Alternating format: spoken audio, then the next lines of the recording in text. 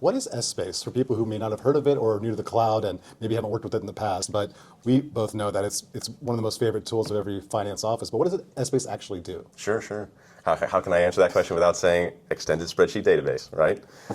That's what Essbase stands for, of course. From a technical perspective, a multidimensional hypercube. What does that mean? It means all those relational connections between your data points that you can have at the multidimensional level, and you can slice and dice that data, whether it's by period or by entity structure, and it allows you to, or account structure, and you can aggregate and roll things up. So imagine a spreadsheet with your 60-tab multi-tabber that stretches all the way out, but instead of having index match and VLOOKUPs and if statements doing all that calc, the cube is doing all the heavy lifting for you.